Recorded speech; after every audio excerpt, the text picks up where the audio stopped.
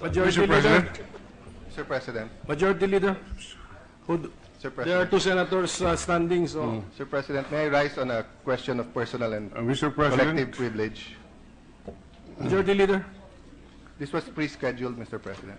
I move, Mr. President, that we suspend the session and have a caucus to discuss important Objection, matters. Mr. President. Mr. President, the Majority Leader is in a quandary. I will have to throw the question to the body because I noticed Senator Allan Cayetano standing earlier.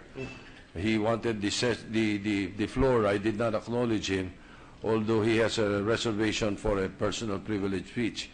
But I did not acknowledge him because I wanted to go through with the approval of the journal. Now that he is seeking the floor, I hear a motion from Senator President Pro Just a Tem point of order. asking for a suspension. Point of order, Mr. President. Yes.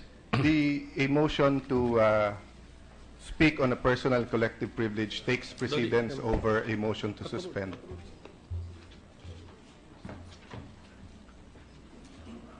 As I said, Mr. President, the Majority Leader is in a quandary. I would rather leave the issue to the Senate President or the floor.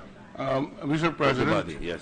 under Rule 89 of our rules, where no other motion can be entertained except the following and in the order which they appear. Motion to adjourn, motion to set the date for the resumption of the session, motion to suspend the session.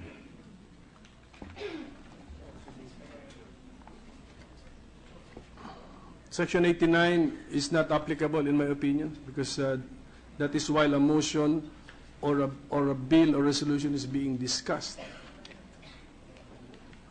But there is now a motion to suspend. But is there any objection? I object, Mr. President. Okay, so we have to now divide the House. All of those in favor of the motion to suspend say aye. Aye. All of those not in favor say nay. Hey!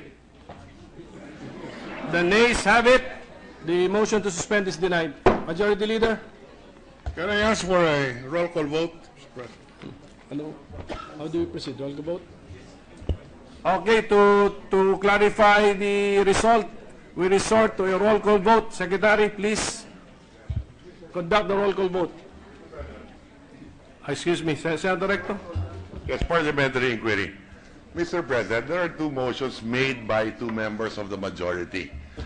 The minority has no interest in taking part in this issue, Mr. President. But you will be affected by the suspension of the session. So you can vote or you can abstain. Mr. President, on the part of the minority, we will take no part. So, please, Secretary, please proceed with the roll call vote. Abstain. May we clarify the vote, Mr. President? They will be recorded as The having motion abstained. is a motion to suspend. Yes. So, if you say yes, you are in favor of the motion to suspend. Yes. If you say no, you are not. Yes. Is that clear enough to all our colleagues? A yes is in favor of the motion to suspend. Secretary, please do the roll call vote. The Honorable Senators Angara, Aquino, Binay, Cayetano, De Lima, Drillon, Ejercito, Escudero, Gatchalian, Gordon, Honasan, Hontiveros, Lacson, Ligada, Pacquiao, Pangilinan, Po, Recto, Sotto, Trillanes, Villanueva, President. Villar, Let him finish first. Yes, good. Okay. Subiri, Senate President Pimentel. Okay, don't announce the result. What, Majority Leader, what's the question? How is the Secretary... Okay, reminder to our colleagues, silence means yes. You have to state if you're not in favor of the motion, you have to say that you're not in favor or vote no. Okay. Yes. So there was a roll call vote. Yes Can or we no? know the results of the vote? The Secretary does not know the result because nobody voted. Yes, we will have Senator Drillon, we have to have an accurate voting. So, Secretary, do it again, a roll call vote with that clarification. And those who abstain will also have to state that they're abstaining. Honorable Senators Dandahan. Angara, Aquino, Binay, Cayetano, No. Teka, excuse me. Wait. Binay, wait. Tandaan. Cayetano, Wait. De Lima, Drillon, Yes. Ejercito, Escudero, Gatchalian, Gordon, Honasan, Hontiveros, Lacson, Ligarda, Pacquiao, Pangilinan, Po, Recto, Sotto, Trillanes, Mr. President, may I explain my vote? Ano vote mo? I vote no, Mr. President, because although the President pro tem earlier and I discussed it and I told him that I will seek a suspension, but this is a different situation now. I will have to vote with the majority. I vote no, Mr. President. Continue. Trillanes, Oh, yes. Villanueva, Villar, Suveri, Senate President Pimentel. No.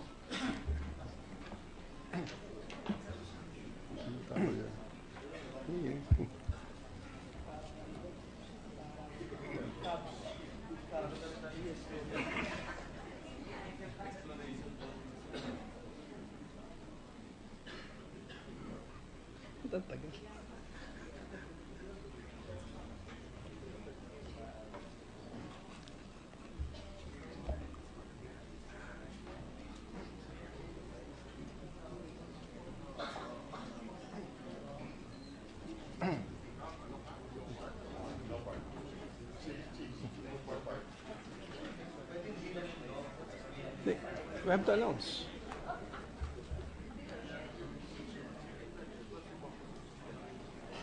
Grabe. Ito na. Okay. There being 6 affirmative votes, 14 negative votes, and 4 abstention, the motion is denied. Majority Leader? In that case, Mr. President, Senator Cayetano wishes to seek the floor, Mr. President. Any objection?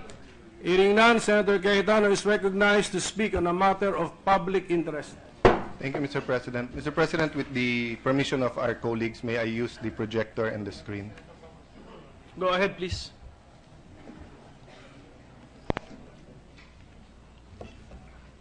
For I know the plans I have for you, plans to prosper you and not to harm you, plans to give you a hope and a future.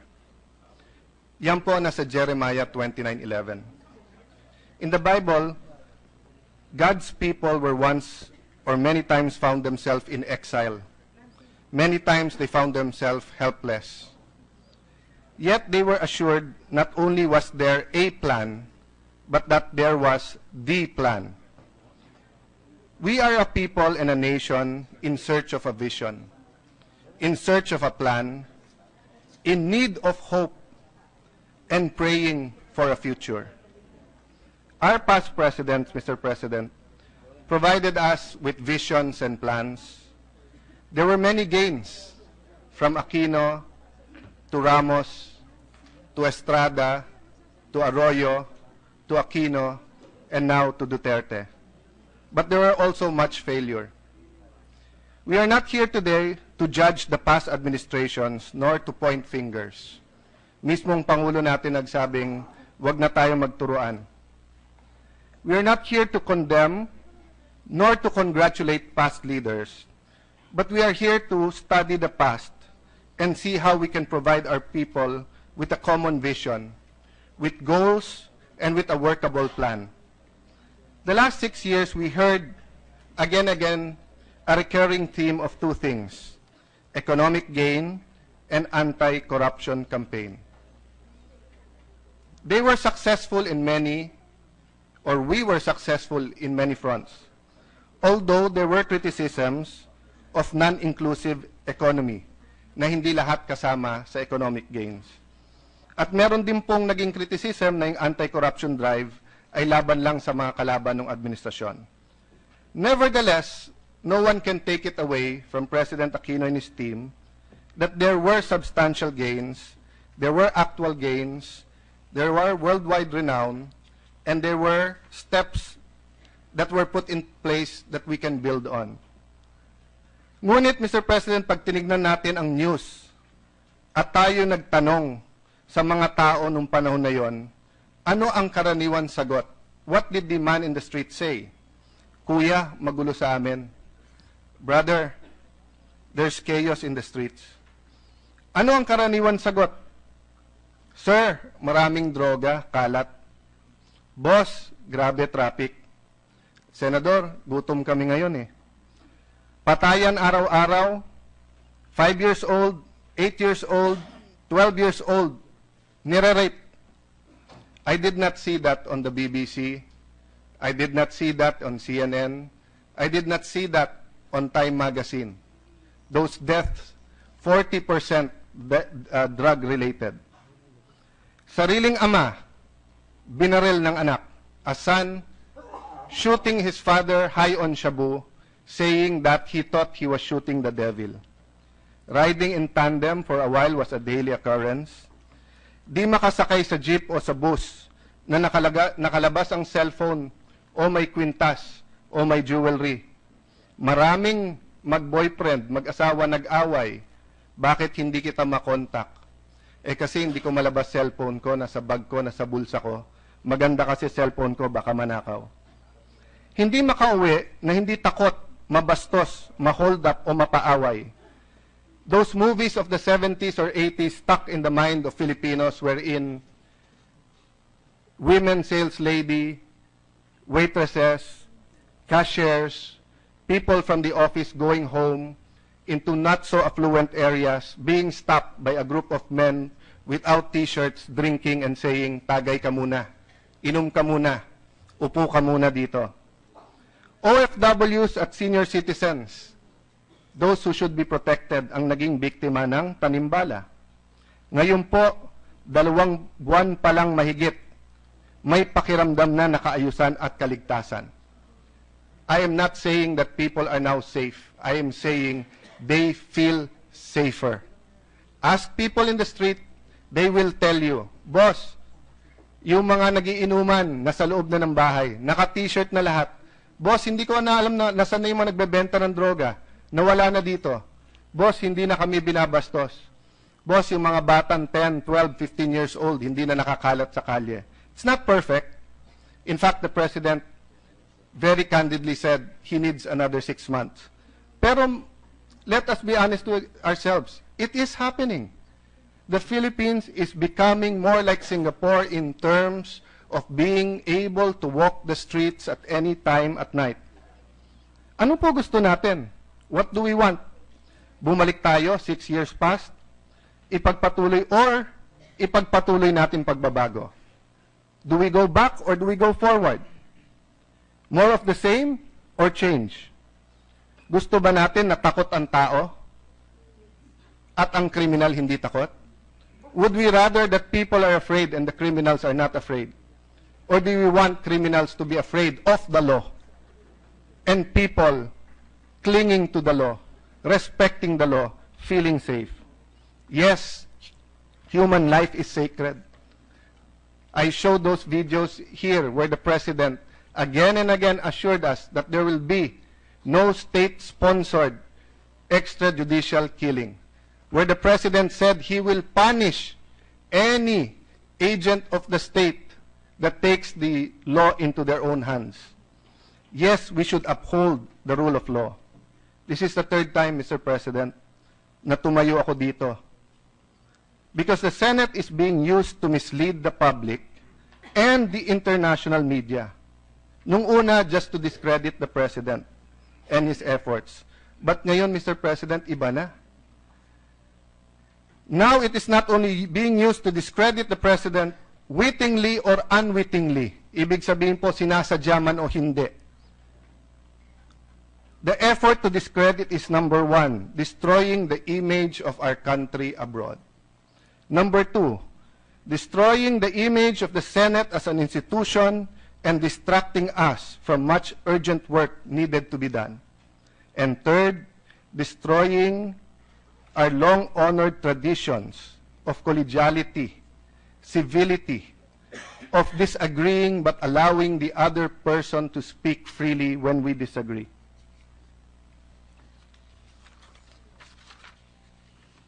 Next slide, please. We have to save our country from the efforts of a few politicians to discredit the president and his campaign against illegal drugs, crime, and corruption. That was my message in my first two speeches. Next slide. But this is what I humbly want to communicate to all of us here today. We have to save our nation from the efforts of a few people, not only politicians, not only Filipinos, but some in the international community, from destroying the image of our country, our economy, and the future of our next generation. Next slide. Cover of Time magazine. Night falls on the Philippines. Ask our OFWs if that's how they feel. Take a survey today, Mr. President, upon the Philippine media. Were they safer in past administrations or are they safer now? Go to the communities. If 6 or 7 out of 10 Filipinos will not tell you they feel safer now, I will say goodbye to this August Hall, which I admire and learn to love. That is not a depiction of what is really happening in our country. It's not an accurate depiction. Next slide. You would see there a quote by Senator De Lima. We are on a slippery slope towards tyranny, says Philippine Senator Leila De Lima. Whether it's a state-sanctioned or not, I would say at the very least all these killings are state-inspired. I don't know if she's quoted correctly, but that is the image that is being sold to the international community. Next slide. New York Times. Rodrigo Duterte ordered Philippine killings. Professed hitman testifies. Some of you here, our guests, the British parliamentarians, will say it's a fair headline. Anyway, that was the real testimony. Let me answer that in a while. Next slide. Washington Post. Philippine witness, we killed for Duterte, fed body to crocodile. Next slide.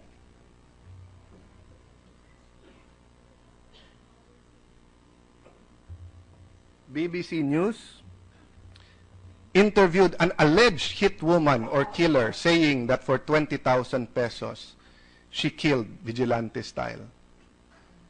Next slide. Philippine Daily Inquirer just accurately reporting that the EU pressed the Philippines for end of executions.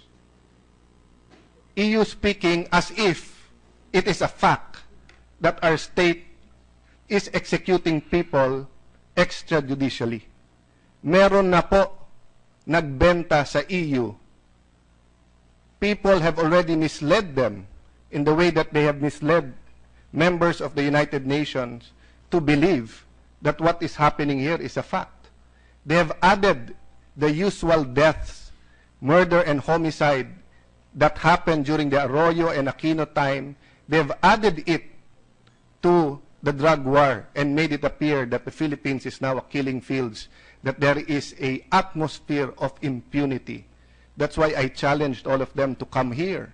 Unfortunately, some of them who came here only witnessed the hearing and was only interested in interviewing the witness rather than going to our communities here in Pasay, Manila, Quezon City, Davao, Leyte, Ilocos, Pampanga. Next slide, please. Bakit lahat na lang ng patay sa Pilipinas kasalanan ni Duterte? Is our President the Grim Reaper? Is the President liable for all of the deaths? He is here to save the innocent from being killed by the drug addicts, by the drug pushers. He is here to free us from the drug menace that has already ensnared almost 5% of our population. While OFWs are working, sacrificing, being abused in some places in our country, their children are being pressured by their peers, are being sold drugs. Some of them bad, the kind of drugs that doesn't only kill you slowly but kill you instantly. Next slide. Kitang-kita po ang bias ng ilang senador laban sa krusada ng Pangulo. Question, is this a fair statement? Yes. I was once biased against the Arroyo administration. Is it wrong to be biased against the president? No. Because this is a democracy. You can be prejudiced, you can be biased, you can be for him, you can be against him, you can not have an opinion. That is your right. Then why am I standing up here and complaining? Because while you have rights, you also have responsibilities. Next slide.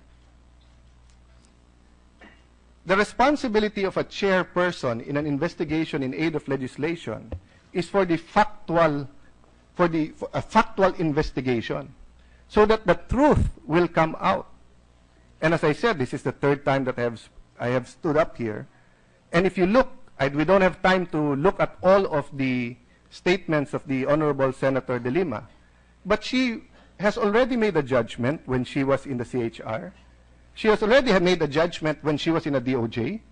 And if it is true that her witness was in the WPP, Witness Protection Program, in 2014, she had the witness but did not file the case.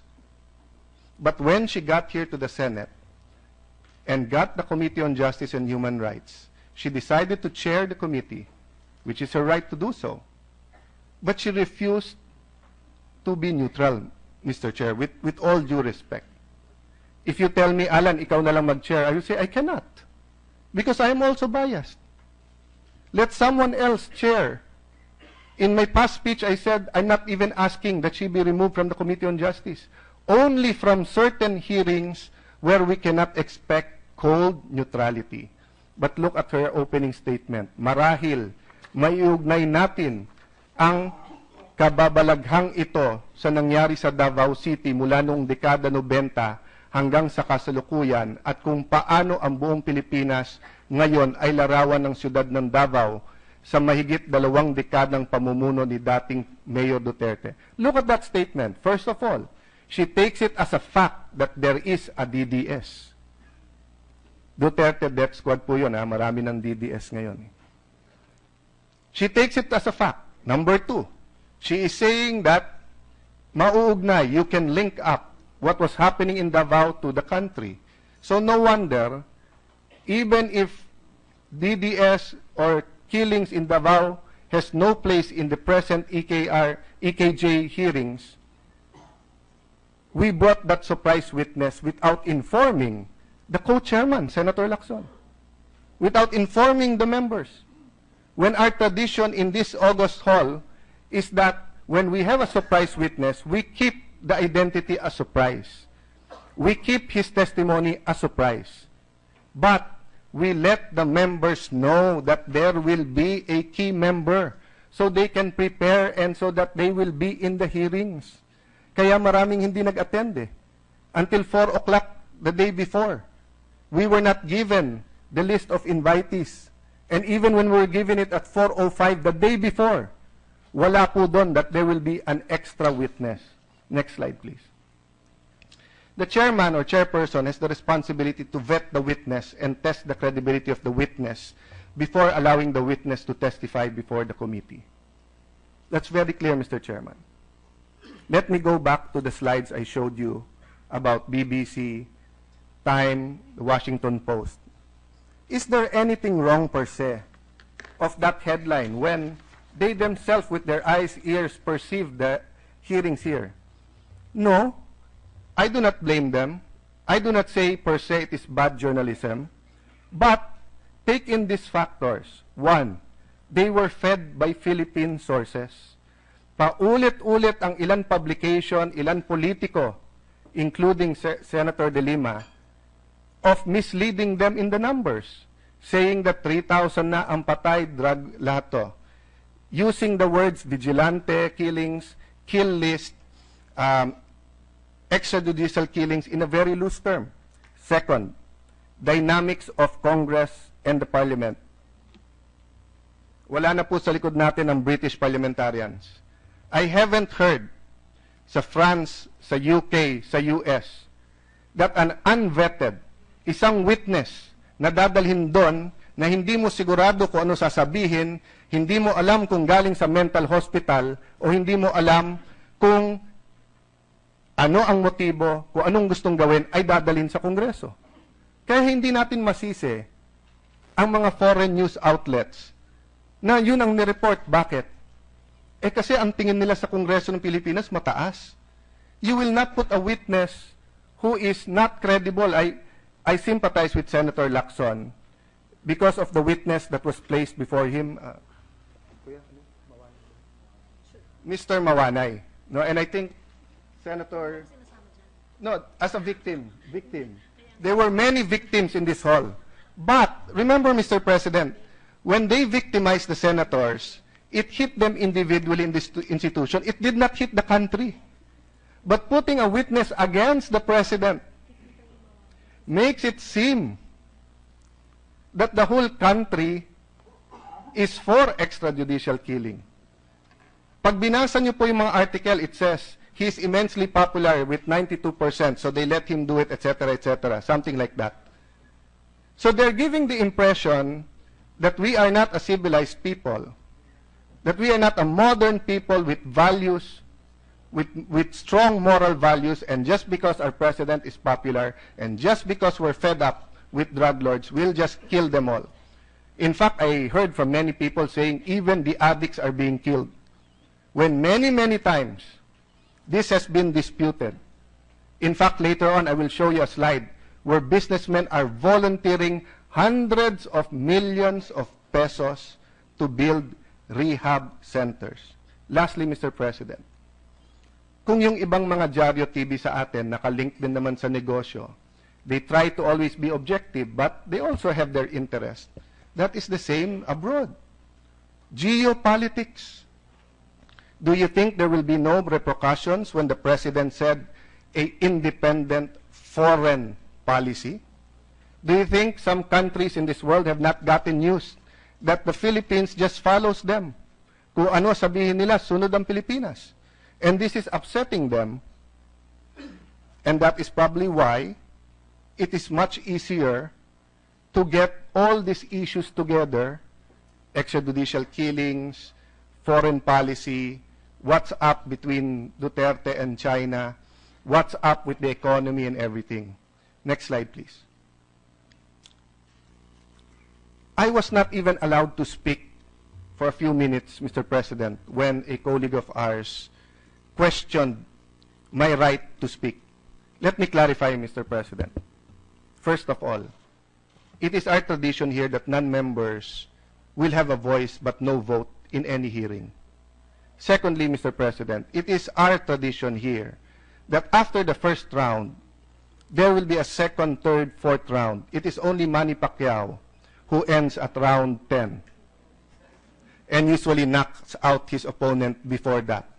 But for senators, we can go any amount of rounds for as long as the chairman says that it will continue. If not, we will do next day. Our record, if I'm not mistaken, in the ZTE hearings was 11 hours. Mr. President, when my right to speak was questioned, initially I wasn't even given a right just to explain that for the purpose of that hearing, I am a member or deemed a member because I am po yung agenda. I gave a privileged speech. And as author of either the bill, the resolution, or as the person who gave the speech, you are invited to that hearing and you are allowed to speak. Okay, having said that, Mr. President, one of our colleagues sent me an apology letter, and none of us here are perfect. I'm not perfect.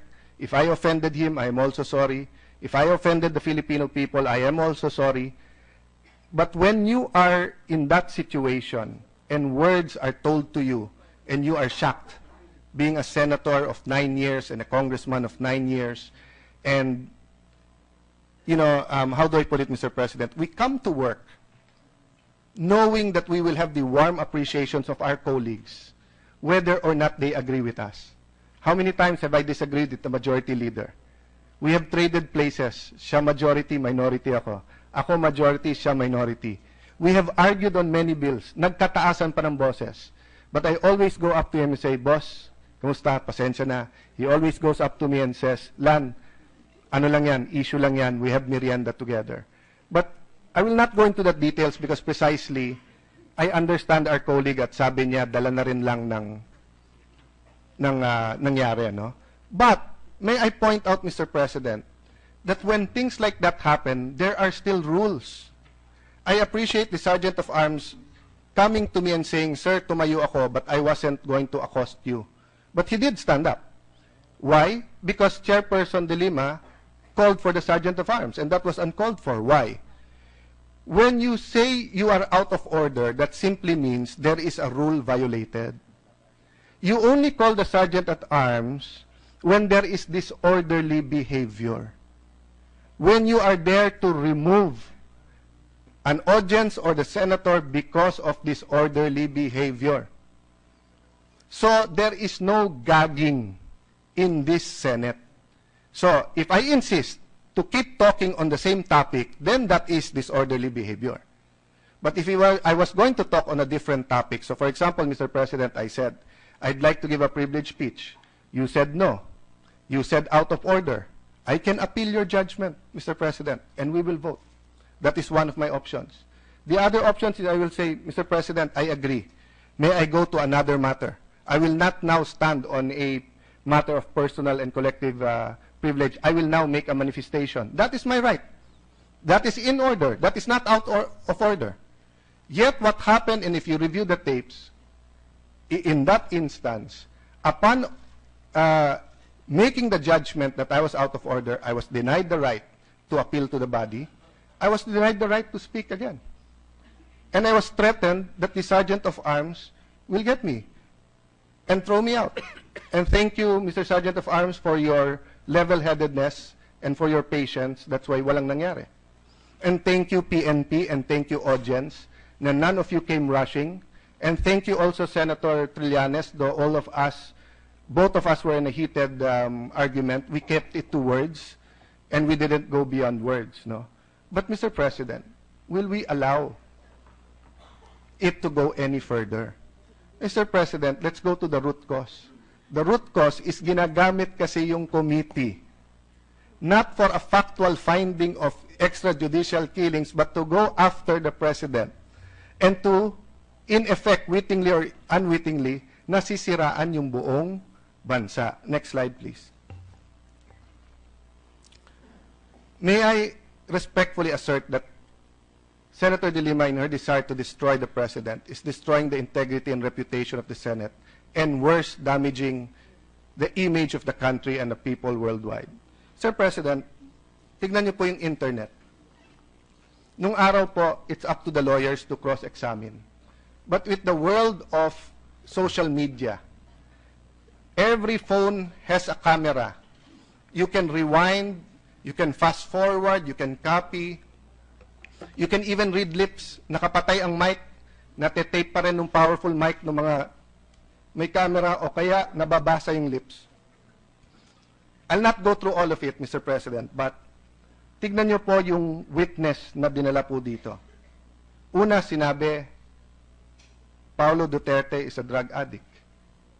Vice Mayor, the Honorable Vice Mayor of Davao. There was no question from the chair what the evidence was. But when I cross-examined him, Mr. President, lumabas hearsay. Narinig pa lang niya. Wala pala siyang ebidensya at all. Di niya nakita, di niya narinig, hindi niya nakita yung shabu. Nung una, ang sabi niya, bodyguard siya, hinahatid siya, malapit siya. Nung sinabi kong, ba't hindi mo na-obserban? Sir, hindi naman ako dikit sa kanya. Then when I was saying, so it's only because of your perception. Mukha lang pala, parang lang pala. or in Bisaya, murag. No? Murag lang pala. Ano sabi niya? Hindi sir, alam na alam sa Davao, rinig na rinig. Okay. Sinabi naman po na siya ay smuggler sa port at may hawak ng sasa port sa Davao. But the Secretary of Justice, Secretary De Lima, during that time, investigated this. And she even helped ask Mayor Duterte, or at least it was BR's Commissioner Kim Henares who called Mayor Duterte and asked him for help. If they had evidence against Paulo Duterte, why didn't they file cases? Why did they allow Mayor Duterte to testify in this August hall? But pinabayaan mag-testify as if totoo. Sinabi po nung pinatay daw yung Richard King, and my condolences to the family, it's so hard to get over a killing in the family, but to be brought into the limelight like this and then to add certain circumstances that gives pain to the family. Let me, in behalf of the Senate, with the permission of my colleagues, apologize to their family. Una, sinabi sa McDonald daw pinatay. Oh. Hindi ba, Mr. President, mukha na tayong napakababaw na Senado? Tignan niyo po social media. Punong-puno ng litrato ni Jollibee at ni McDonald's nag-aaway. At sinasabi ni McDonald's, Jollibee, ikaw ang may hawak ng witness na to, no? Pinasabi mo na may patayan dito sa McDonald's. We are being ridiculed. Simply because the witness was not vetted. Simply because hindi muna pinagawan ng affidavit at hindi muna tinignan. Sir President, I've never seen a better video of Thriller than that of Michael Jackson. But for 20 years, madami pong gumagaya nun.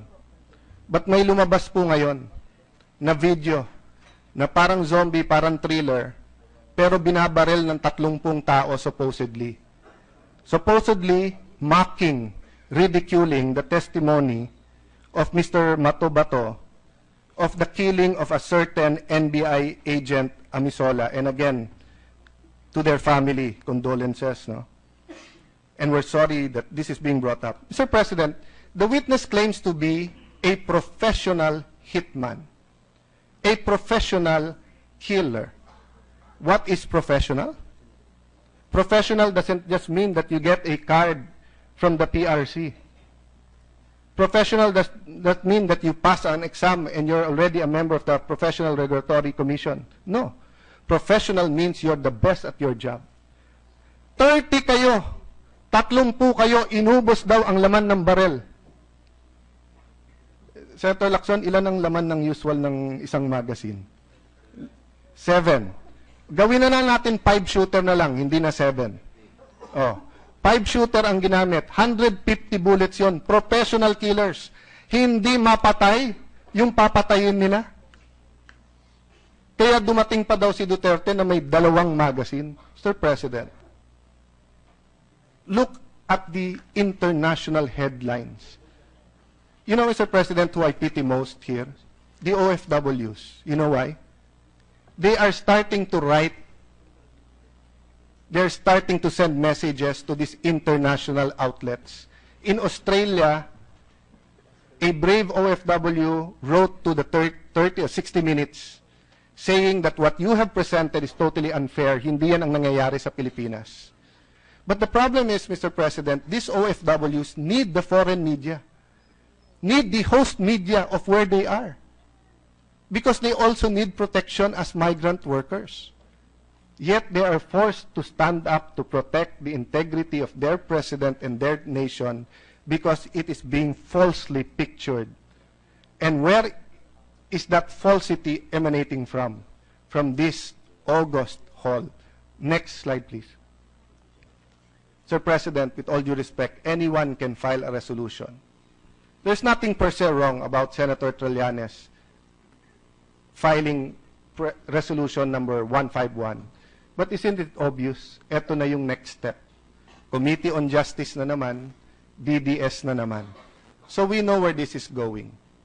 I will not mention anymore to you what happened during the hearing because napanood nyo. I will answer questions. I was approached by some of my friends in the Liberal Party and asked, are you accusing all of us? And I told them, no. If you look at my statement, I said there are 2 or 3 senators, and 2 of them are liberals. And I even gave their names. And I said, that is my theory. And when I went out, and thank you to Rappler, nakuha nila, side view, ang sinabi ko, I don't think the Vice President is involved. That's why if she's offended that I said that, actually ako dapat ma-offend. Dahil kailangan medyo mag-research ng konti yung kanyang mga media people. Because I did not say she was involved. But by force of law, pag matanggal ang Pangulo, ang Vice President upo. And many plots around the world does not include the Vice President. It just happens, and people close to the successor will be the one doing this, no? And Mr. President, that was not my only theory. Review the hearing. Ang tinanong ko sa witness, ano ba gusto mo mangyari? Pag nangyari to, sabi niya, para malaman buong Pilipinas. O hindi ba matatanggal siya bilang Pangulo? Oo. O, sino magiging Vice President? Ang Vice President po natin magiging Presidente. O, sino ba galit sa Pangulo? Hindi ba drug lords galit sa Pangulo? Hindi ba ang oligarchs na pinangalanan ng Pangulo galit sa kanya?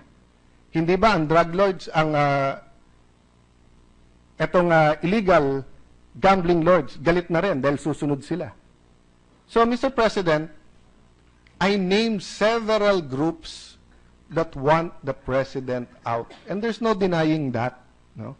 That's why I was testing my theory there. And I stand by it. But I did not make false accusations. Many of the people in the Liberal Party are close friends. And I will not generalize. In fact, ang kadibate ko, si Senator Trillanes, ay kapartido ko. Di ba? But I said, that's obviously Senator De Lima and obviously Senator Trillanes is part of this. Next slide. Sir President, may I just emphasize, hindi lang po pusher ang kalaban ng ating Pangulo. He has launched the war on poverty. Yung pong endo na gusto ng maraming mga negosyante, nandito si Joel Villanueva, trying to make sense, trying to talk to everyone, the labor unions, Palace, the businessmen on how to have a law that will satisfy everyone. Many of the oligarchs help the country. Some of them do not. Some of these oligarchs have launched things to discredit the president. Some of them are now donating left and right to help the president. War against crime, illegal drugs, and corruption. The president has already announced that the DOJ is already looking into many matters involving politicians in corruption. And last, the war on war, or the quest for lasting peace. Here and abroad, many are not comfortable that members of the left or the communists are in the cabinet. That is the reality. Hindi ko pa nalagay dyan yung war on illegal gambling na in-announced ni Chief PNP Bato de la Rosa. So, Mr. President, there are many more that I can name. Next slide. But look at the initial reaction of some business groups and some people. People even want to invest. We are in a different situation now. It is totally different from what we experienced in the past. Commenting on the confidence in Duterte's war against drugs. Next slide. Philippine Star Global, 13 top business groups to help rebuild rehab centers. Next. These are some of the things being done while we're talking about this. Duterte ordering the cutting of red tape. Duterte asking the chief presidential legal to find out how we can distribute the 71, but that's almost 100 billion COCO levy funds, or make use of it. Dole to impose a moratorium on Endo. Next slide. Executive order on FOI. An EO on agri-land conversion moratorium. Even the Supreme Court has moved so that there will be more courts to handle drug cases. Peace talks are seeing the light of day. Next slide. Mr. President, in the end, we might all lose these wars. But the biggest loser will not be Duterte. It will be the economy, the political institutions, and the entire nation. So why sit by and just watch? Why allow our institution to be used that way? There are 24 senators here. There are 30 committees. Senator De Lima is a very talented senator, a very experienced lawyer, an efficient public servant. She can handle so many other committees, Mr. President. But, Mr. President, allow me to appeal to this august body. Gusto ba natin pagkausap natin mga sekretary, eto na lang pinag-uusapan natin? Kausap natin mga foreigners, eto na lang pinag-uusapan? Or do we want to talk about building bridges, building subways, building railroads, no? Building homes, finding the latest in drug rehab, no? Upgrading our technical skills, finding money for K-12 para mag-succeed. Siguro sabihin ng iba, Sir President, Allan, we're colleagues here, we're all doing that. Yes. But please admit to me, every time you talk to a secretary or a foreigner or a ambassador, you start by asking, how's the president? He's a colorful guy, this drug war, etc. Parating dun muna napupunta eh. Because ito ang ginagawang front and center eh. Nakita nyo na ba sa Time Magazine, The Economist, or CNN BBC that business is so enthusiastic and upswing? Sir President, I went to Senator Recto because I am a fan of the way he does research, and I believe he is the economic guru of the Senate. And Moody's is coming to the country as well as other groups to reassess, to find out opinions, etc. And Senator Recto told me, Allan, don't forget political risk. Lahat itong ginagawa abroad is trying to show people na malaki ang political risk sa Pilipinas. So kung ikaw ay gagawa ng plantas ng kotse, pwede ka sa Vietnam, pwede ka sa Malaysia, pwede ka sa Thailand, sa Pilipinas, ay wag na sa Pilipinas, baka magkagulo eh. May atmosphere of impunity eh. Kung ikaw ay pharmaceutical, na dati sa France ka gumagawa, and then ayaw mo sa China for some reason, Vietnam, India, or Philippines, wag na sa Pilipinas, kasi magulo dun eh. That is the implication. So with tourism, Mr. President, Thailand gets 10 million Chinese tourists. We get 500,000. There are neighbors. I will not share with you all the statistics. Senator Dick Gordon is the expert in tourism, and he will tell you all of these factors that have to all come together for tourism to be successful. But you ask him, are these news reports helpful? And remember, tourism, for every 2 tourists, 1 job is created in the Philippines. So how many jobs have we lost? Because in the last 2 months, instead of giving the president a honeymoon period, instead of focusing on extrajudicial killings, we are focusing on him. Last slide, Mr. President. Last slide. Next slide, please. So that's the last slide, Mr. President. I submit to this august body. But this time, Mr. President, last time I asked you to think about it. May I humbly ask that we act upon it today, if possible, Mr. President. Thank you. Thank you, Senator Cayetano. Majority Leader? Mr. President, may I recognize? Senator Pacquiao, for purposes of interpellation, is recognized. Mr. President, I move that the chairmanship of the and members of the Committee on Justice be declared vacant. Mr. President, may I have a 1-minute suspension, Mr. President? Before we move, Senator before we Drillon, yes. suspend, just to point out that under the rules, you cannot declare as vacant the chairmanship of a committee. There is no rule that allows that.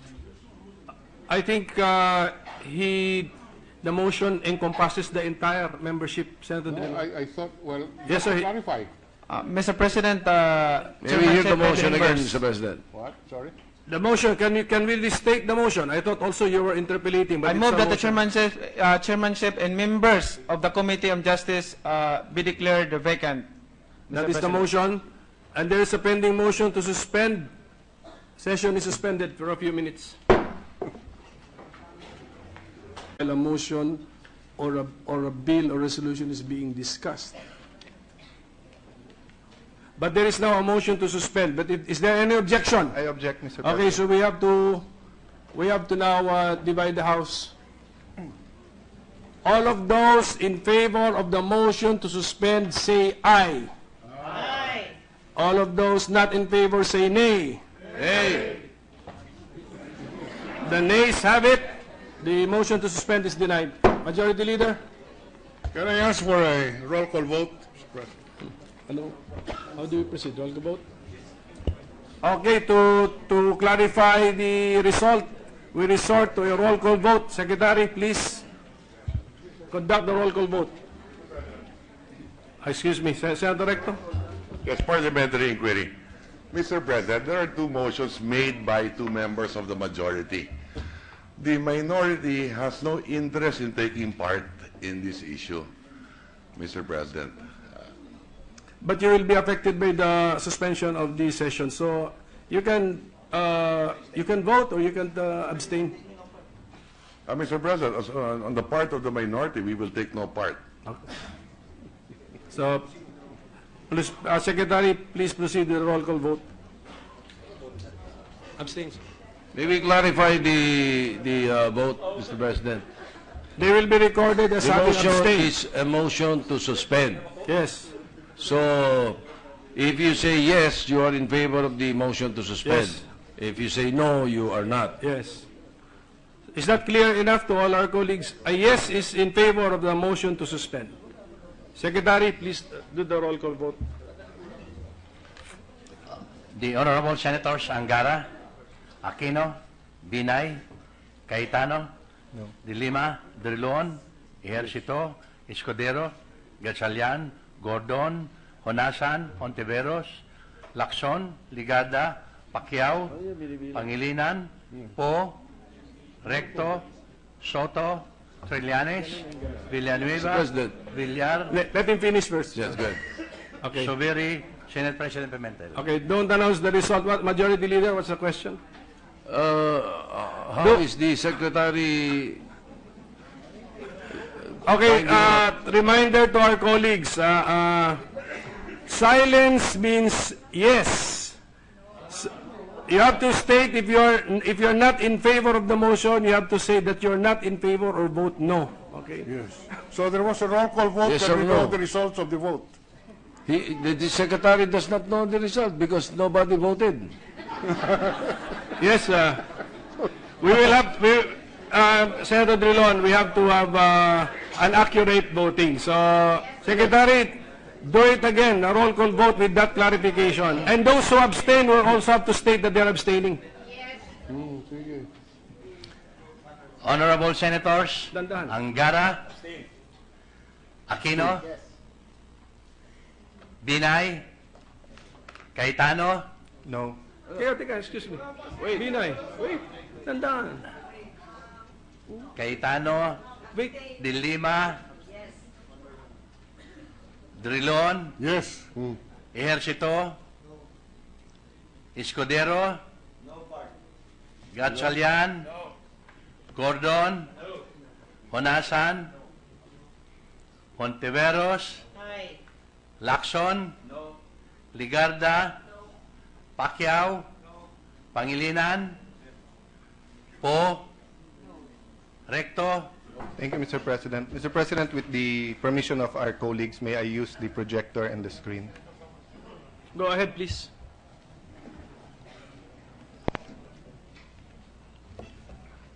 For I know the plans I have for you, plans to prosper you and not to harm you, plans to give you a hope and a future.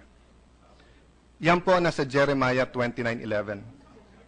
In the Bible, God's people were once or many times found themselves in exile. Many times they found themselves helpless. Yet they were assured not only was there a plan, but that there was the plan. We are a people and a nation in search of a vision, in search of a plan, in need of hope and praying for a future. Our past presidents, Mr. President, provided us with visions and plans. There were many gains, from Aquino to Ramos to Estrada to Arroyo to Aquino and now to Duterte. But there were also much failure. We are not here today to judge the past administrations nor to point fingers.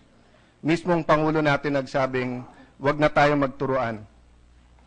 We are not here to condemn nor to congratulate past leaders, but we are here to study the past and see how we can provide our people with a common vision, with goals, and with a workable plan. The last 6 years, we heard again a recurring theme of two things: economic gain and anti-corruption campaign. They were successful in many, or we were successful in many fronts. Majority Mr. Leader. President. Mr. President. Majority Leader. Sir There are President. two senators standing, so Sir President, may I rise on a question of personal and Mr. collective President, privilege?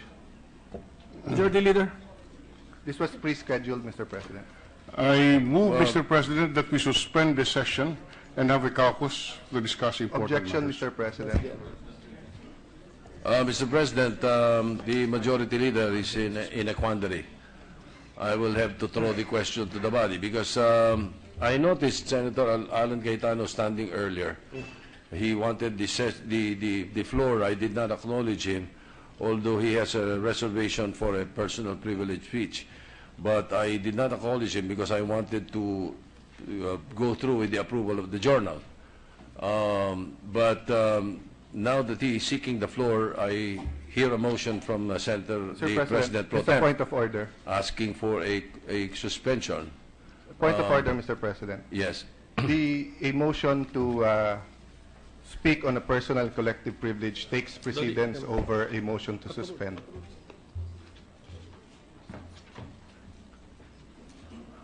As I said, Mr. President, the Majority Leader is in a quandary. I would rather leave the issue to the Senate President or the floor. Mr. President, Everybody, yes. under Rule 89 of our rules, where no other motion can be entertained except the following and in the order which they appear: motion to adjourn, motion to set the date for the resumption of the session, motion to suspend the session.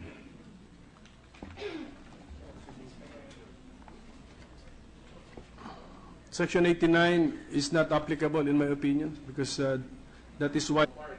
Sotto, Trillanes, Mr. President, may I explain my vote? Ano vote ni Budya? I vote no, Mr. President, because although the President Pro Tem earlier and I discussed it and I told him that I will seek a suspension, but this is a different situation now. I will have to vote with the majority. I vote no, Mr. President. Continue. Trillanes, Oh, yes. Villanueva, Villar, Soveri, Senate President Pimentel. No.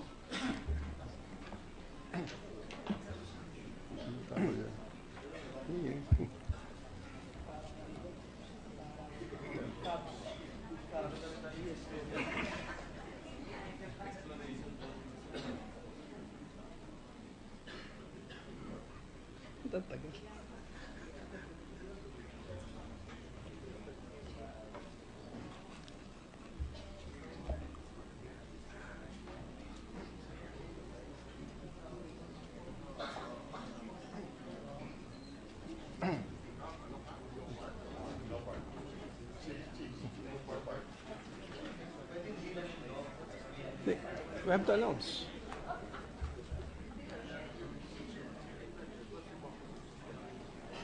Grabe. Ito na. Okay. There being 6 affirmative votes, 14 negative votes, and 4 abstention, the motion is denied. Majority Leader? In that case, Mr. President, Senator Cayetano wishes to seek the floor, Mr. President. Any objection? Hearing none, Senator Cayetano is recognized to speak on a matter of public interest.